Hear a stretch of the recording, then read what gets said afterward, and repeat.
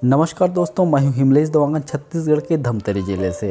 आज के इस वीडियो में एक नई जानकारी लेकर के आए हैं। जैसा कि आप वीडियो में देख पा रहे हैं, यह मुर्गी के पेट से बीट के माध्यम से निकले हुए कीड़े हैं, जिसे हम वर्म्स कहते हैं या कृमि कहते हैं। तो आज के इस वीडियो में हम बात करने वाले हैं, मुर्गी के पेट में कीड़े हो जाते हैं, वर्म्स हो जाते हैं, कृमि हो जाते हैं, तो उसका ट्रीटमेंट कैसे करेंगे। तो अंत तक हमारे वीडियो पर बने रहें, क्योंकि आज के इस वीडियो में हम डिवॉर्मिंग पर कंप्लीट बात करने वाले हैं। डिवॉर्मिंग किसे कहते हैं, डिवॉर्मिंग क्यों करना चाहिए, डिवॉर्मिंग करने से पहले कौन कौन सी सावधानी रखनी पड़ती है, और डिवॉर्मिंग करने के लिए हमें कौन सी मेडिसिन का इस्तेमाल करनी चाहिए, कौन सी उम्र की मुर्गियों को कितनी मात्रा में दवाई देनी चाहिए, और सबसे ख़ास बात यह कि डिवॉर्मिंग करने के पश्चात हमें और कौन कौन सी मेडिसिन चलानी चाहिए।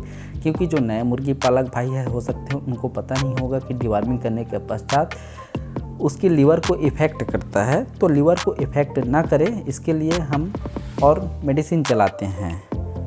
तो अंत तक हमारे वीडियो पर बने रहें। चलिए करते हैं वीडियो को स्टार्ट। दोस्तों, प्रत्येक 3 महीने पर हमें अपनी मुर्गियों का डिवॉर्मिंग करना चाहिए, क्योंकि डिवॉर्मिंग करते रहने से मुर्गियों के पेट में कीड़े नहीं होते और हमारी मुर्गी जो है पूरी तरह से स्वस्थ रहती है। अब जो नए मुर्गी पालक भाई है उसके लिए बता दूं कि डिवॉर्मिंग किसे कहते हैं। तो मुर्गियों के पेट में जो कीड़े हो जाते हैं उसको मारने की प्रोसेस को ही हम डिवॉर्मिंग कहते हैं। यदि हम डिवॉर्मिंग नहीं करते हैं तो मुर्गी के पेट में जो है कीड़े हो जाते हैं, और जैसे मुर्गी के पेट में कीड़े हो जाते हैं तो उसकी वज़न जो है तेज़ी से कम होने लगता है। मुर्गी दाना पानी तो खाती है, फिर भी उसका वज़न नहीं बढ़ता है। और जैसे हमें लगता है कि मुर्गी दिखने में तो 2 किलो की है, परंतु हाथ में उठाने से महसूस होता है कि मुर्गी का वज़न सिर्फ 1 ही किलो है। यदि हम डिवॉर्मिंग नहीं करते हैं तो हमारी मुर्गी धीरे धीरे कमज़ोर होने लगती है, अस्वस्थ होने लगती है, और जैसे ही हमारे आसपास के एरिया में कोई भी बीमारी आती है तो हमारी मुर्गियों में ही वह बीमारी आसानी से फैल सकती है, क्योंकि उसका इम्यून सिस्टम जो है कमज़ोर हो जाता है।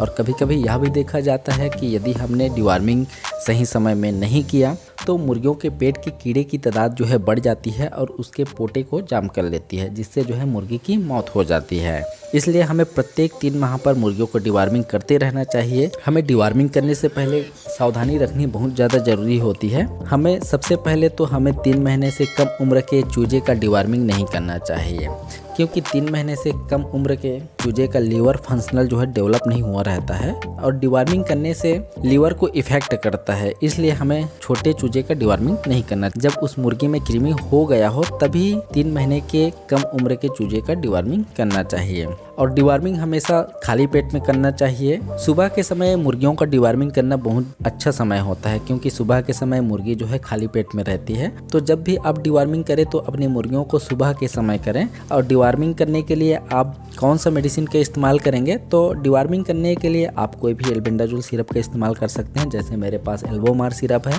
यह वीरबैक कंपनी की है। इससे जो है मुझे काफ़ी अच्छा रिजल्ट मिलता है, इसलिए मैं इसी सिरप का इस्तेमाल करता हूँ। यदि आपकी मुर्गी जो है 1 किलो के ऊपर है, चाहे 2 किलो की हो चाहे 5 किलो की है, 1 किलो के ऊपर मुर्गियों को 0.5 ml आधा ml प्रत्येक मुर्गियों को देना चाहिए। यदि आपकी मुर्गी जो है आधा किलो से 1 किलो के बीच में है तो 0.25 ml।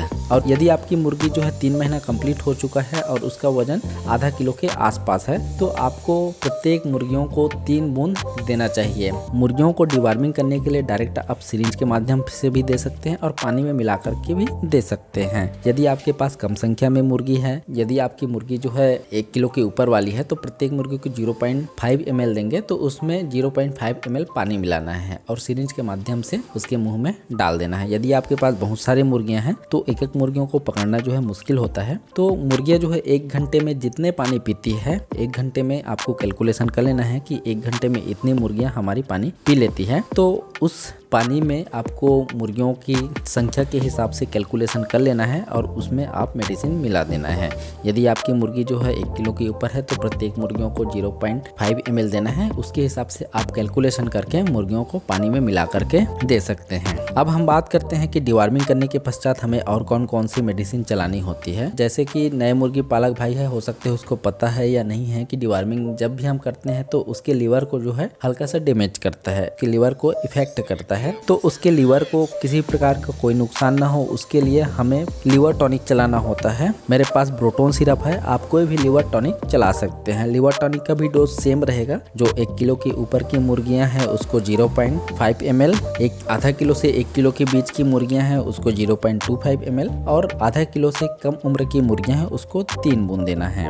यह मेडिसिन भी आप डायरेक्ट सिरिंज के माध्यम से या पीने के पानी में मिला करके दे सकते हैं। तो पहला दिन हम डिवॉर्मिंग कर लेते हैं, दूसरा दिन जो है लीवर टॉनिक चला देते हैं और तीसरा और चौथा दिन हमें कोई भी मल्टीविटामिन सिरप चलाना है। चाहे आप विमराल चला सकते हैं या कोई भी चला सकते हैं। हमारे पास ये दूसरी कंपनी का है, यह हमें काफ़ी अच्छा लगता है इसलिए हम इस सिरप का इस्तेमाल कर रहे हैं। 10 मुर्गियों पर आप 10 ml इस्तेमाल कर सकते हैं या लगातार 2 दिन चलाना है।